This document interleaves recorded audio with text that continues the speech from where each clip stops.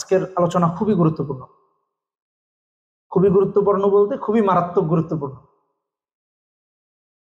এটা না জানলে আমাদের বহু নামাজ জিন্দেগির বাদ, বহু ইবাদত বাদ। আমি যে আয়াতটি তিলাওয়াত করেছি, আল্লাহ তাআলা এই আয়াতে আমাদেরকে সালাত, অপবিত্র অবস্থায় সালাতের নিকটবর্তী হইতে না করছেন। ইয়া আইয়ুহাল্লাযীনা আমানু লা তাকরাবুস সালাতা ওয়া আনতুম সুকারা হাত্তা তা'লামু মা তাকুলুন ওয়ালা জুনুবান ইল্লা আবিরি সাবিলিন হাত্তা তাগতাসিলু। নেশা করে আল্লাহ রাব্বুল আলামিন যেরকম নামাজের নিকটবর্তী হতে নিষেধ করেছেন, কি করে? নেশা করে। ঠিক তেমনি ভাবে যার উপর গোসল ফরজ, সেজন্য কি না করে? নামাজে না যায় যতক্ষণ না পবিত্র না হয়। পবিত্র হয়ে তারপর সালাত আদায় করতে যাবে। পবিত্রতা অর্জনের 3টা ধাপ আছে, ভালো করে বুঝি। গোসল, ওযু, তায়াম্মুম। আমরা ওযু তায়াম্মুমের আলোচনা আজকে করব না, যেহেতু লম্বা হয়ে যায় আলোচনা, এজন্য আমরা ইনশাআল্লাহ আরেকদিন করব। আজকে গোসলটা নিয়ে আমরা কথা বলি। এবং এটা এত গুরুত্বপূর্ণ, দেখেন আল্লাহ সুবহানাহু ওয়া তাআলা 222 নম্বর আয়াতে সূরা বাকারায় বলছেন, ইন্নাল্লাহা ইউহিব্বুত তাওয়াবিন ওয়া ইউহিব্বুল মুতাতাহহিরিন। অপবিত্রতা থেকে যারা বাঁচে এবং যারা তাওবা করে, আল্লাহ তাদেরকে পছন্দ করেন। এখন এই যে অপবিত্রতা থেকে বাঁচা, এই বাঁচার পদ্ধতি এটা কি নিজে বানিয়ে নিলে হবে? আল্লাহ যেভাবে বলেছেন সেভাবে পবিত্রতা হাসিল করতে হবে। নবীজি যেভাবে বলেছেন সেভাবে পবিত্রতা হাসিল করতে হবে। বিশ্বাস করুন, আমাদের এখনকার জেনারেশন এবং আমরা বহু মানুষ আছি যে আমাদের ফরজ গোসল হয় না। সবাই আমাদের স্বামী স্ত্রী মেলামেশা হচ্ছে, এখানে সবাই অ্যাডাল্ট এবং সবাই বিবাহিত, কেউ নাই এমন যে বিবাহিত না। কিন্তু আপনার আমার জিন্দেগির বহুত ফরজ গোসল হয়নি। গোসলের ফরজ কি আপনি আর আমি জানি না। একটু চিন্তা করে দেখেন কি ভয়াবহ। আপনি একটা অ্যাডাল্ট ছেলে যে বিয়ে করেছে, আপনি জিজ্ঞেস করে দেখেন না, ভাই গোসল তুমি কিভাবে করেছো? সে বলতে পারতেছে না। গোসলের ফরজটা কি একটু বলবা? না, সে জানেই না। আচ্ছা, আল্লাহ তাআলা অন্য আয়াতে যারা পবিত্রতার সাথে থাকে, যারা পবিত্র থাকে, তাদের প্রশংসা করেছেন। সূরা তাওবাতে 108 নম্বর আয়াত, ফিহি রিজালুন ইউহিব্বুনা আইয়াতাতাহহারু আল্লাহু ইউহিব্বুল মুত্তাহহিরিন। অর্থাৎ মসজিদে কুবার কথা বলেছেন, ওখানে যারা সালাত আদায় করে, ওখানে যারা পবিত্রতা হাসিল করে সালাতে যায়, তাদের প্রশংসা করেছেন আল্লাহ সুবহানাহু ওয়া তাআলা নিজে কোরআনে কারীমে। তার মানে যারা পবিত্রতা অর্জন করে আল্লাহর দেখানো পথে, রাসূলের দেখানো পথে, আল্লাহ তাদের প্রশংসা কোরআনে করেছেন। আমি মনে হয় বুঝাইতে পারি নাই। এই পবিত্রতা যদি আপনার আমার হয়, তাহলে কোরআন আপনার আমার পবিত্রতার প্রশংসা করেছে। যখন কোরআন এবং সুন্নাহ অনুযায়ী আপনার আমার পবিত্রতাটা হবে, তখন কোরআন আপনার আমার প্রশংসায় পঞ্চম। কোরআনে আল্লাহ আপনার আমার কথা বলেছেন, পবিত্র বান্দা বান্দীদের প্রশংসা করেছেন, দৃষ্টান্ত কায়েম করেছেন আল্লাহ তাআলা। এবং দেখেন ইবনে মাজার একটা হাদিসে আসছে, 185 নম্বর হাদিসে, লা ইয়াকবালুল্লাহু সালাতান ইল্লা বিতুহুরিন। শুরুতে যে আয়াত তিলাওয়াত করলাম, আল্লাহ বলেছেন যদি গোসল ফরজ হয় নামাজের আশেপাশেও যায় না, নেশাগ্রস্ত হয়ে নামাজের আশেপাশে যাবে না। এই ইবনে মাজার 185 নম্বর হাদিসে রাসূল বলতেছেন, তুমি যদি অপবিত্র হও তাহলে নামাজ কবুল হবে না। অপবিত্র ব্যক্তির নামাজ কবুল হয় না। সারা রাত তাহাজ্জুদ আদায় করছে, ওযু ছিল, সারা রাত তাহাজ্জুদ আদায় করেছে, কিন্তু তার উপর গোসল ফরজ ছিল, তার খবরই নেই। এমনকি দুঃখজনক, সমাজে এই আলোচনাগুলো হয়ই না। আমাদের 2 ঘন্টা 1.5 ঘন্টার ওয়াজ হয়। আজকে হয়তোবা আমাদের এই ওয়াজ, আমরা যে প্র্যাকটিসিং নবীজির সুন্নাহ ইসলাম নিয়ে আমরা যে আলোচনা করতেছি, এই জন্য হইতেছে। এখন এখানে যদি আপনাদেরকে আমি আকৃষ্ট করার জন্য বা আরেকটা দাওয়াত না পাইলে হাদিয়াটা দিয়ে কেমন কি একটা ব্যাপার স্যাপার আছে বা এই সেই, এই চিন্তা থেকে করতাম, তাহলে তো চিন্তা করতাম আজকে সুরটা টানটা যেন এমন হয় যেন কাইন্দা কুইন্দা সবাই অস্থির হয়ে যায়। তাহলে এই অজুর গোসলের কথা কইলে আপনারা কাঁদতেন, গোসলের হুজুর কি ওয়াজ করতে এসে আন্তাজে মান্তাজে কি করছে, এটা সবাই পারি আমরা, গোসলের পরে কি, হ্যাঁ এটা কিন্তু ভেরি ইম্পর্টেন্ট, এটা আমাদের জন্য খুবই ইম্পর্টেন্ট, খুবই দরকার আমাদের প্রত্যেকটা ভাই প্রত্যেকটা বোনের জন্য। আল্লাহ তাআলা পবিত্র বান্দাবান্দীদের প্রশংসা কোরআনে কারীম করেছেন। এবং এই হাদিসে ইবনে মাজার 185 নম্বর হাদিসে রাসূল বলতেছেন, যার পবিত্রতা নাই তার নামাজ কবুল হবে না, অপবিত্র বান্দাবান্দীর নামাজ কবুল হয় না। অন্য হাদিসের মধ্যে নবীজি সাল্লাল্লাহু আলাইহি ওয়াসাল্লাম বর্ণনা করেছেন, সুনানে আবু দাউদে আসছে, ইবনে মাজাতে আসছে, মিফতাহুস সালাত আত-তুহুর, মিফতাহুস সালাত আত-তুহুর। কি জাকির ভাই, মসজিদে ঢুকতে গেলে এই তালার চাবি লাগে না? আপনারা তো ওইখানে আবার কি রিমোট কি বাটন দিয়ে কত সুন্দর করে রাখছেন, তাই না? মসজিদে ঢুকতে গেলে চাবি লাগে, তাই না? হ্যাঁ, তাইলে সালাতে যে দাঁড়াবো, সালাতের চাবিটা হলো পবিত্রতা। সালাতের পবিত্রতা, সালাতের চাবি কি? পবিত্রতা। যার পবিত্রতা নাই তার সালাত ওপেনই হয় নাই। এত ইম্পর্টেন্ট। সুবহানাল্লাহ,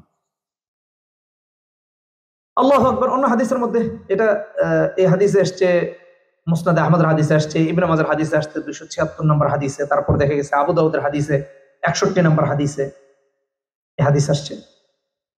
রাসূলুল্লাহ সাল্লাল্লাহু আলাইহি ওয়াসাল্লাম অন্য হাদিসে, তিরমিজির হাদিসে 2799 নম্বর হাদিসে বলেন, ইন্নাল্লাহা তাইয়্যিবুন ইউহিব্বুত তাইয়্যিবা, যে আল্লাহ সুবহানাহু ওয়া তাআলা তিনি পরিচ্ছন্ন এবং পরিচ্ছন্নতাকে তিনি কি করেন?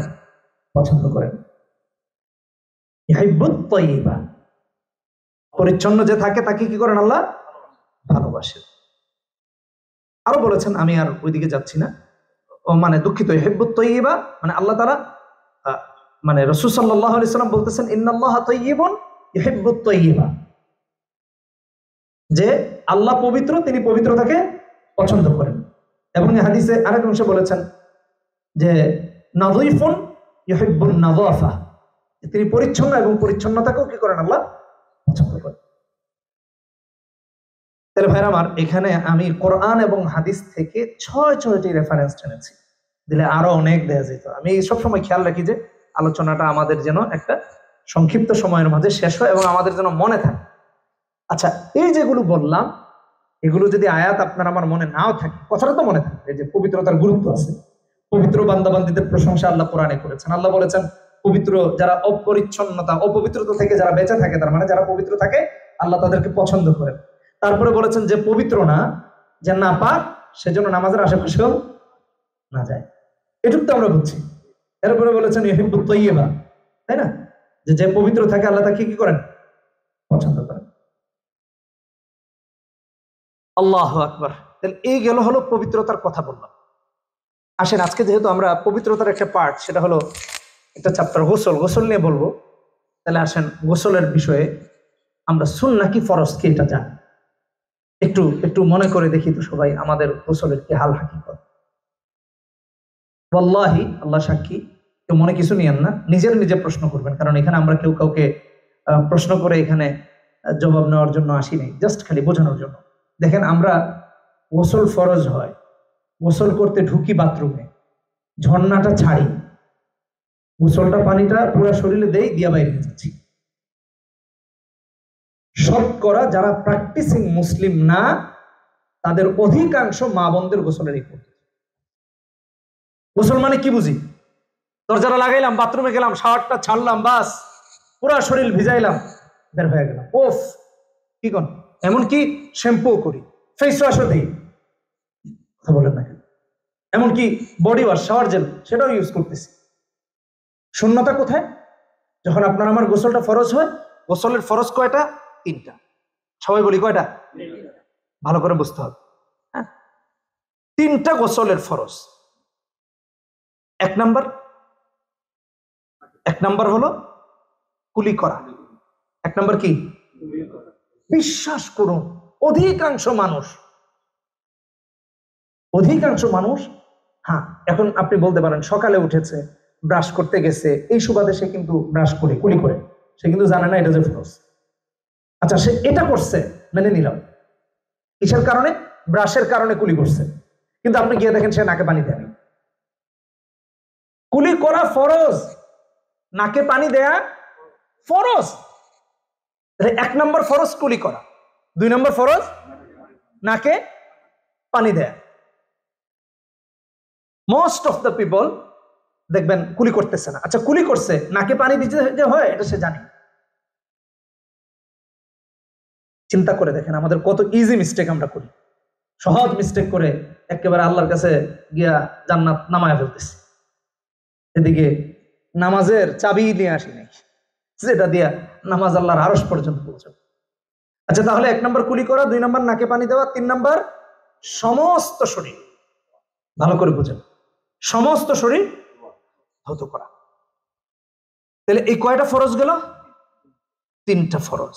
এই 3টা ফরজ যারা করবে, আদায় করবে, তাদের গোসল হয়ে যাবে, বাকি রইল সুন্নাত। এখন এখানে আসেন, কয়েকটা কথা আছে, এগুলো যদি আমরা একটু ভেঙে না বলি তাহলে বুঝবেন না। কুলি করা গড় গড়ার সময় নাকে পানি দেওয়া, নাকের একেবারে নরম জায়গা পর্যন্ত, কি বলেন? এই যে দেখেন না, ঘুষি ঘাসি মারলে ভাঙ্গে যেখান থেকে আর কি করে, নরমটা করেই তো হাড্ডি, কি বলেন? দেখেন আবার করে ভাঙা টেঙা টেস্ট করতে যায় না, কি বলেন নজরুল ভাই? তাহলে এই যে নরম জায়গা পর্যন্ত পানি পৌঁছান। এখন একটা কথা রয়ে যায়, এই যে যেমন সবাই আজকে রোজা ছিলেন, তাই না? আলহামদুলিল্লাহ, সবাই কি ছিলেন?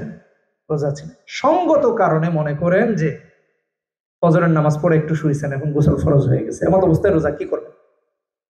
এখন গড় গড়া করে কুলি করতে গেলে পানি ভেতরে যাওয়ার আশঙ্কা আছে।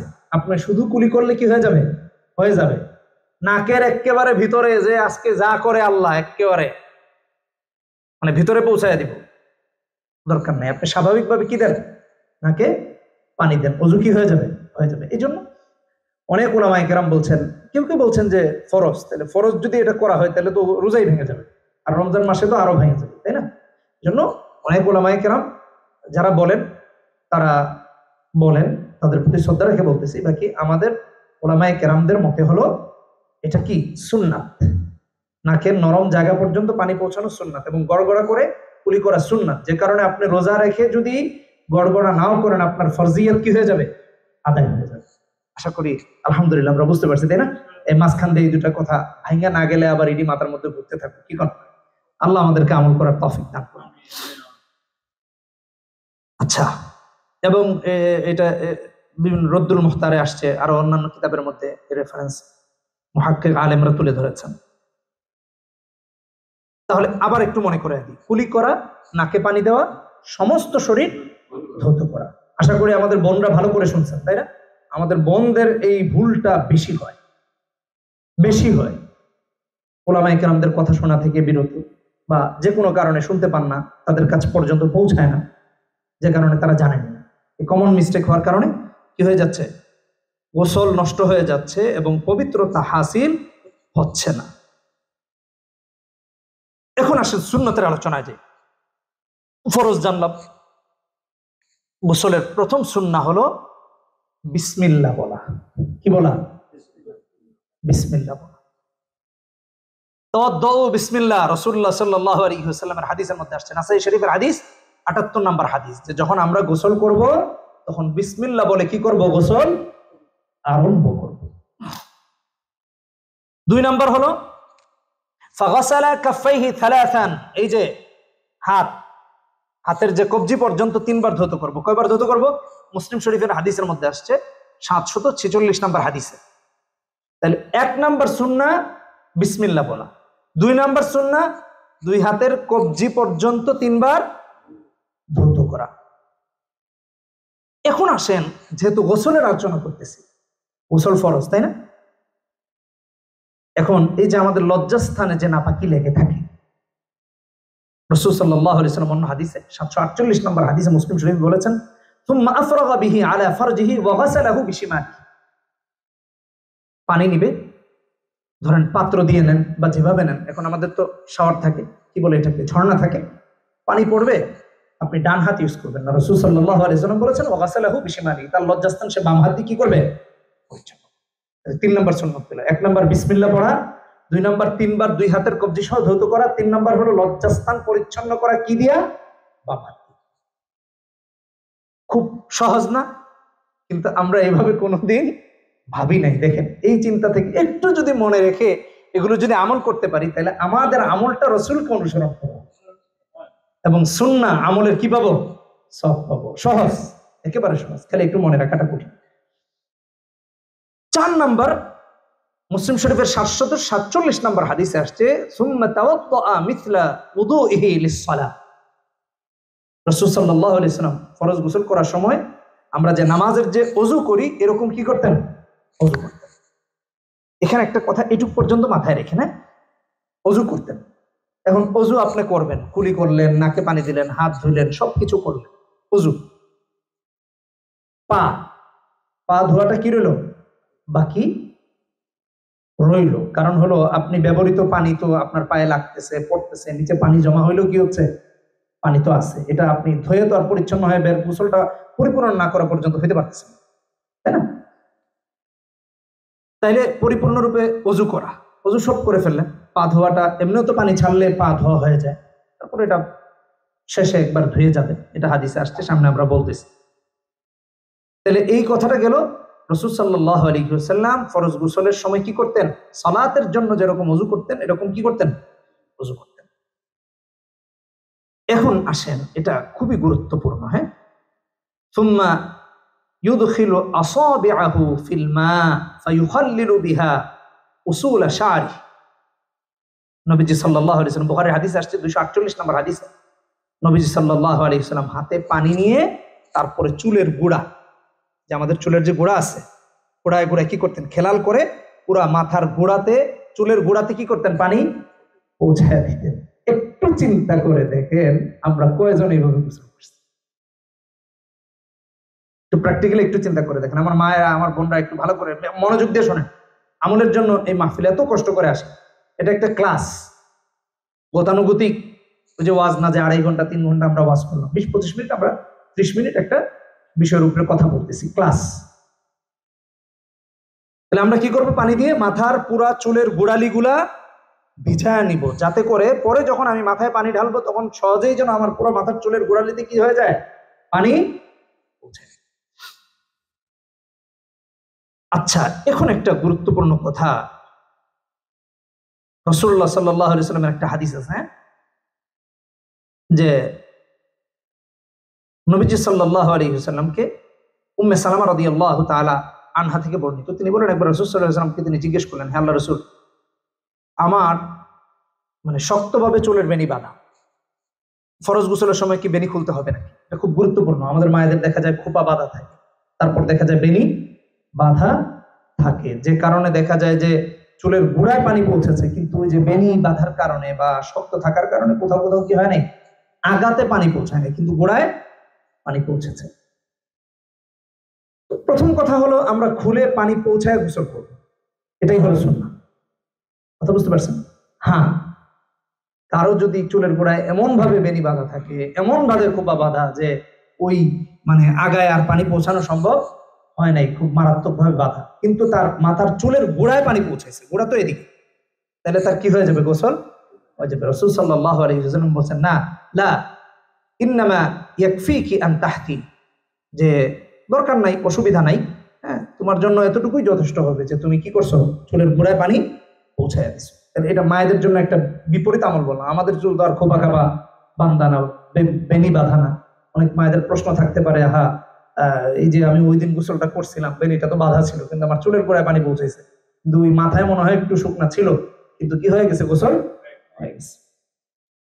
আচ্ছা, এখানে আরেকটা কথা না বললেই না, আর নাইলে পরে ভুলে যাব, দেখা যাবে যে সামনে চলে যাচ্ছি। অনেক সময় দেখা যায় যে আপনি গোসল করে ফেলছেন, বাথরুমেই আছেন, শরীরও কি হয় নাই? শুকায় নাই, কুলি করতে ভুলে গেছেন, অথবা নাকে পানি দিতে ভুলে গেছেন। আপনি তাৎক্ষণিক কি করেন? কুলি করেন, নাকে পানি দিয়ে দেন, আবার বিসমিল্লাহ করে শরীর থেকে গোসল করার প্রয়োজন নাই। গোসল কি হয়ে যাবে? হয়ে যাবে, ফরজিয়াত আদায় হয়ে যাবে। 7 নাম্বার, রাসূলুল্লাহ সাল্লাল্লাহু আলাইহি ওয়াসাল্লাম কানা নবী সাল্লাল্লাহু আলাইহি ওয়াসাল্লাম ইউফরিগু আলা রাসিহি সালাসা, মাথায় পানি দিতেন। বুখারীর হাদিসে আসছে 255 নম্বর হাদিস, তিনবার মাথায় কি দিতেন? পানি দিতেন। পানি কয়বার দিব?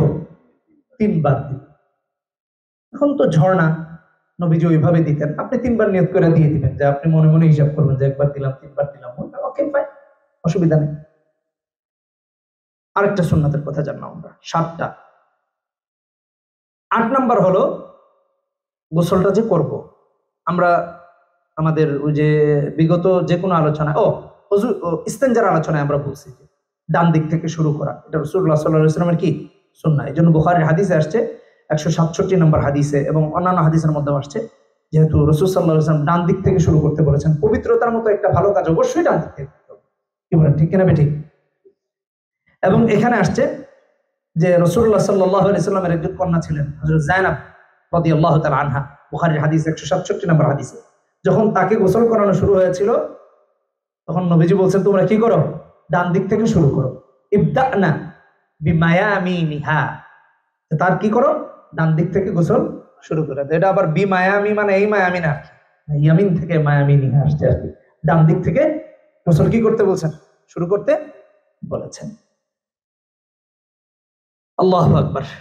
9 নাম্বার, তাহলে ডান দিক থেকে শুরু করবো। এখন ডান দিক থেকে শুরু করার একটা সুন্দর রূপরেখা রাসূল সাল্লাল্লাহু আলাইহি ওয়াসাল্লাম অন্য হাদিসের মধ্যে তুলে ধরেছেন। বুখারীর হাদিস 277 নম্বর হাদিস, যে কিভাবে সেটা, যে সুম্মা তাখুযু বিয়াদিহা আলা শিক্কিহাল আইমান ওয়া বিয়াদিহাল উখরা আলা শিক্কিহাল আইসার। কথা বুঝেন? প্রথমে এই ডান দিক থেকে কি করবে? মাথার ডান পাশ থেকে পানি ঢালবে। এরপরে কি করবে? এদিক থেকে পানি ঢালবে। মুসনাদে আহমদের হাদিসের মধ্যে আসছে, হ্যাঁ, প্রথম ডান দিক থেকে, তারপর কি করবে? বাম পাশে দিবে। আর আগে তো মাথায় পানি ঢালছেই, মাথা প্রথম খেলাল করে চুলের গোড়ালি পানি পৌঁছায় ফেলছে। তারপর দেখা গিয়েছে যে মাথায় 3বার পানি ঢালা হয়েছে। এখন ডান অংশ শরীরের বডি, তখনও কিন্তু বডিতে পানি পড়ছে। তারপরে ডান দিক থেকে 3বার পানি ঢালবে, তারপর বাম দিক থেকে 3বার পানি ঢালবে। আল্লাহ তাআলা আমাদেরকে আমল করার তৌফিক দান করুন। 10 নাম্বার, 276 নম্বর হাদিস বুখারী শরীফের। এই হাদিসে 2টা নবীজি সাল্লাল্লাহু আলাইহি ওয়াসাল্লামের সুন্নাহ ফুটে উঠছে। 1 নাম্বার হলো ওয়া আফাদা আলা জাসাদি, যে পুরো শরীরের মধ্যে কি করবে? পানি পৌঁছাবে। পুরো শরীর পানি দিয়ে সুন্দর করে ধৌত করবে। এবং এর পরের সুন্নাতটা হলো সুম্মা তানাহা ফাগাসালা কদামাইহি। ওই যে বলছিলাম ওযু সব করলেন, পাটা বাকি আছে, ওযুর পা ধোয়া। যখন আপনার পুরা গোসল শেষ হয়ে গেল, হ্যাঁ, নিচে কোনো পানি টানি জমে নাই, সবকিছু একেবারে সুন্দর, আপনি তারপর কি করেন? 2 পা সুন্দর করে 3বার ধৌত করে তারপর গোসলখানা থেকে বেরিয়ে যান। তার মানে আপনার গোসলও কমপ্লিট হয়ে গেল, ওযুও কমপ্লিট হয়ে গেল। আল্লাহ রাব্বুল আলামিন আমাদেরকে আমল করার তৌফিক দান করুন। দেখুন, সুন্নাহ এত ইম্পর্টেন্ট, কিন্তু আমরা নবীজি সাল্লাল্লাহু আলাইহি ওয়াসাল্লামের সুন্নাহকে গুরুত্ব দেই না দেখে আমাদের কাছে এগুলো গুরুত্বই মনে হয়। নামাজই পড়তে আসি বাপরে দেখানোর জন্য, মারে দেখানোর জন্য, কেউ বউরে দেখানোর জন্য। কি বলেন? এক ইয়াং মাশাআল্লাহ বাংলাদেশে মাহফিলে গিয়েছি, ঢাকার পার্শ্ববর্তী অঞ্চল, এলাকার নাম বললে আবার যেহেতু রেকর্ড হচ্ছে, কেন আবার এলাকাবাসী মন খারাপ করবে, হুজুর আমাদের বদনাম করছে। কি কোন, যেমন হামগো কোনো বদনাম টদনাম থাকলেও তো অন্য জায়গায় বলা যেতে পারে না, এটা একটা ব্যাপার না, হাজার হবে কেমন দেখা যায়, মান সম্মান নিয়ে একটা টানা। তো গিয়েছি, যাওয়ার পরে এক ছেলে আমাদের রনি ভাইয়ের মতো ইয়াং, এত আপনার থেকে জুনিয়র হবে, অনেক জুনিয়র, খুব মহব্বত করে, আয়সা বলতেছে, হুজুর আমি দাঁড়িয়ে রাখছি। আমার বাপরে একটু আজকে ওয়াজ করেন, এখানে যেহেতু ওয়াজ করতে আসছেন, কারণ আপনার খাওয়ানটা আমাদের বাড়ি, বুঝেন না কথাটা? তো যাইবেন যে একটু আব্বারে ভালো করে একটু ওয়াজটা দিও। ভাই কি হয়েছে? তো তার খুব আক্ষেপ, প্রথম কথা দাঁড়িয়ে রাখে না, ছেলে দাঁড়িয়ে রেখে দিচ্ছে সুন্নাত। 2 নাম্বার হলো নামাজ পড়ে। সে দুঃখ বলতেছে, হুজুর বাসা থেকে বের হয়ে ঠিকই আমার মার ঝাড়ি ঝুড়ি খায়া, মানে মা ভালো মানুষ, মা হ্যাঁ যাও বাইরে নামাজ পড়ে গিয়ে, তোমার পোলা নামাজে যায়, তোমার লজ্জা শরম নাই। এই যে এমন বাড়িতে বউদের তো সবচেয়ে বেশি পাওয়ার, পাওয়ার তার কারণ নাই, বুঝে নিতে। এনারা যদি জায়গা না দিতেন তো বাড়িতে থাকার উপায় টুপায় নাই একেবারে। তো যে কথা বলতেছিলাম, যে তো মা যখন বাড়ি থেকে বের করে দেয় নামাজের কথা বলে, যে তোমার ছেলে নামাজে গেছে তুমি যেতেছো না। হুজুর বিশ্বাস করবেন, বাবা বের হয়ে আসে, মা বের করে দেয় যখন, আইসাই বাড়ির একটু কয়েক ঘর পার হয়ে একটা টং দোকান, এটার মধ্যে টিভি, এখানে আস্তে করে ভিতরে এমন ভাবে বৈশা টিভি দেখতে থাকে যেন আমি মসজিদ থেকে বাসায় যাওয়ার সময় যেন না, চুপচাপে বৈশা বৈশা টেলিভিশন দেখে। এটা আমাদের গ্রামের একটা কমন সমস্যা।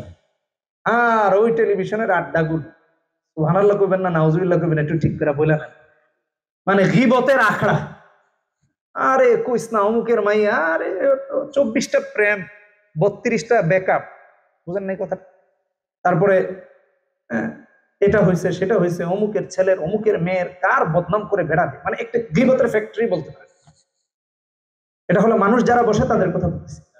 আর ওইটার মধ্যে তো মনে করেন ওই যে টেলিভিশনের ছবি ছাড়া, এই ছেড়ে দেয় শয়তান, কি কি আবিজাবি এগুলো মনে করেন যে টেলিভিশনে ছবিও চলতেছে অশ্লীল, নাউজুবিল্লাহ। ওইদিকে বউ কিন্তু বাড়ির থেকে পাঠাইছে কোথায় যেতে, নামাজ পড়তে, চিন্তা করছে।